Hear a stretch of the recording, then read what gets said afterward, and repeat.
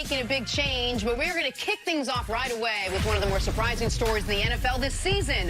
The Steelers fighting for their playoff lives, having lost their last 3 games. This is a team that has made the playoffs the last 4 years. In fact, since 2001, only the Patriots have made more playoff appearances than the Pittsburgh Steelers. So who's next up for the Steelers to face? Oh, the Patriots, with possibly no James Conner and a banged-up Big Ben.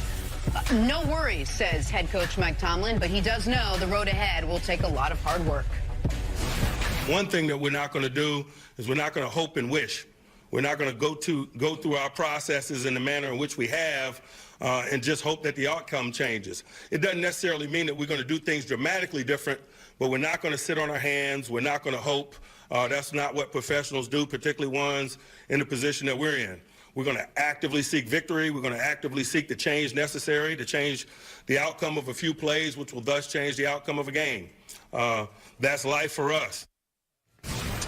So you see, Mike Tomlin sounds a little frustrated, a little angry, a little wanting to get back on the field pretty quickly. What changes do you think this team needs to make if they are going to get back on track? Well, they just haven't had any type of consistency. In the NFL, it's always hard to win. It's hard to do it over a long period of time.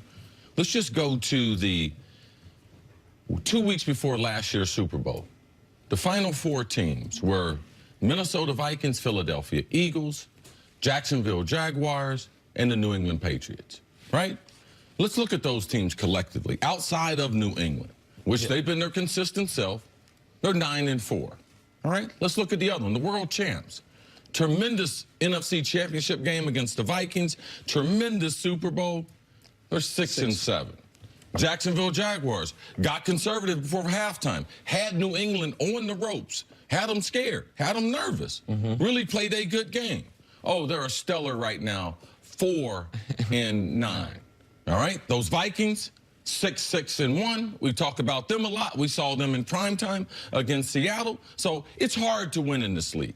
It's hard to win year after year. And I just took those 4 teams as an example because you would think, man, Minnesota, they went out and got Kirk Cousins. Oh, they're just going to build on 13-win seasons. Philadelphia won the Super Bowl with their backup. Now, the backup's a backup, and now they got their franchise quarterback back in there. And Jacksonville ran it all back. They brought everybody back. Oh, and added another offensive lineman so they can play more powerful football. Combined 16, 22, and 1. Yeah, that's not the way it is. Because teams will adjust to you. You can't expect your whole roster to have that same career type of year. Anytime when you go into the season and you franchise a player, he doesn't play, so you know you have less talent. He decides, okay, I'm going to sit out. Okay, then halfway along the way, oh, I'm not going to play at all. So they didn't even have time to be able to make that adjustment because they thought at the minimum he would be there for at least half of the season or a quarter of the season. So now James Conner's hurt. So I'm not going to overreact, but you take out 2 of their running backs in this franchise, that will alter your season. If James Conner was healthy and they were struggling like this, then I would be a little more alarmed. I didn't think Pittsburgh just had that much more talent than everyone else, but they've been inconsistent. Ben gets nicked. If they win this game last week, if Ben don't get knocked out, they beat Oakland, are we in an uproar? No, they got the showdown against the... No, they can write their season, win their last 3 games, and they'll be straight. So they came into the season with less talent. Their margin of error was less than what they thought. They have struggled along the way. Defensively, totally inconsistent. Sometimes they get pressure on the quarterback. Sometimes they create turnovers. The biggest thing what they have to do against New England is, New England since 2013, man, they score a lot of points against the Steelers. That being at home or when Pittsburgh's playing at home. So you got to be able to maintain long drives, keep Tom Brady off the field. I'm going to give you the same recipe I give all the rookie quarterbacks.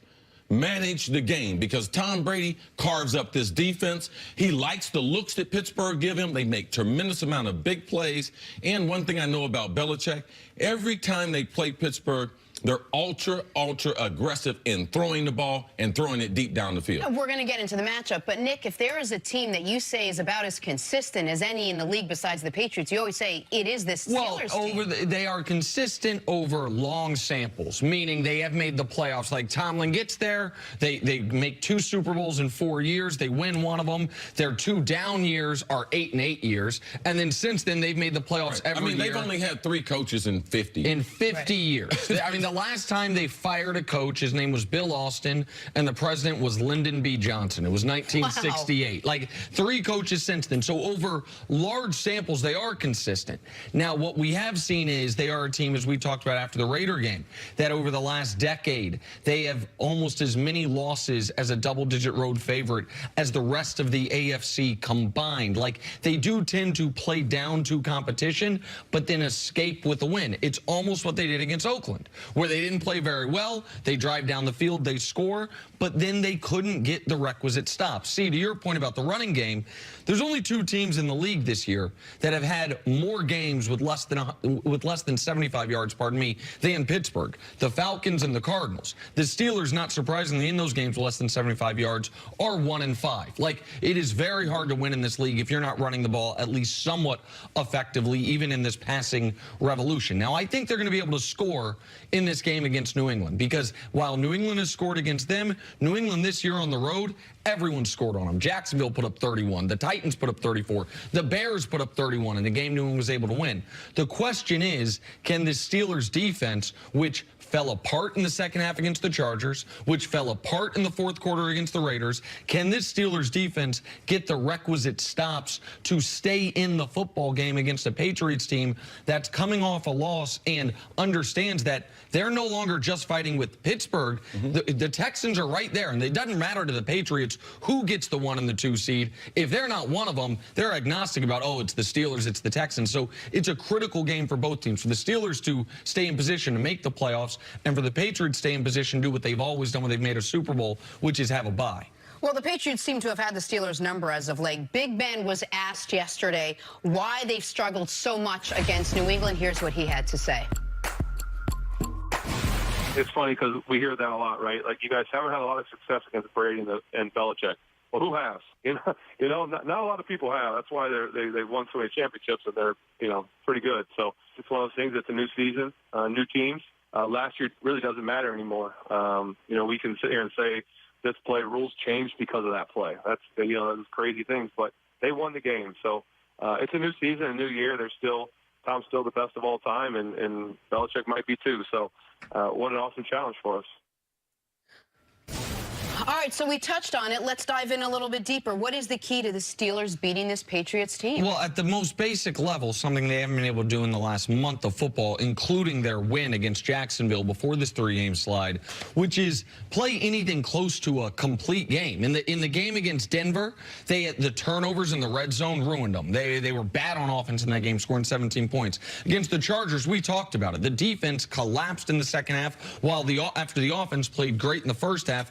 And against the Raiders, I would argue they were shoddy in all phases. Maybe you'll give the offense a bit of a pass because they were on their 3rd-string running back, and Big Ben missed the majority of the second half. But the defense was, when this team was 1-2-1, we were like, man, they haven't recovered from the Shazier injury yet. The defense isn't good. When they turned 1-2-1 into 7-2-1, the story was the defense turned things around. Right. It's now back to the 1st quarter of the season as far as how the defense has been, at least in the second halves of these last couple games. A couple keys for Pittsburgh. Offensively, they got to be able to get their tight ends in matchups against their linebackers and or their safeties. New England safeties are very, very good. But Pittsburgh, that's the advantage I believe they have. Get a lot of yards after the catch. Typically, New England, they tackle well in space. From a defensive standpoint, they got to get back to, I want the same resolve that Mike Tomlin had in that press conference. I want to get after Tom Brady, T.J. Watt.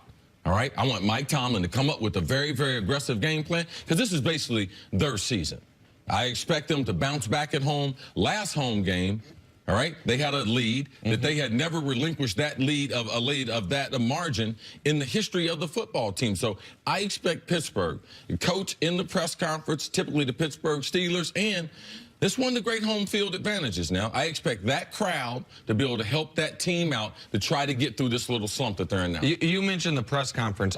Every time Mike Tomlin speaks, I'm taken aback at what just almost power in his convictions he has. Like, you compare a Mike Tomlin press conference to what we've seen out of the other team in Pennsylvania this year, the Eagles and Doug Peterson's press conferences. If Mike Tomlin were to stop being an NFL coach, whether it's motivational speaker, secretary of defense, something where he just needs to get everyone's attention to one consistent goal. I mean, he's a guy you can believe in when he's talking to his team or the media. Yeah, he's like that preacher, though. But we're having a building fund, and he's preaching about it, and we don't raise the funds. You know what ends up happening? We end up getting another preacher. Okay. All right? So you can only win so many of them press conferences. I'm a huge fan of Mike Tomlin, but it's time to put up and shut up with that, what they got in Pittsburgh, with the talent they have, the franchise quarterback in Ben. That franchise has supported them long enough, all right? I don't keep track of the press conference. I keep track of the wins on the field. And right now, your team should be a lot better than what they are. These are two teams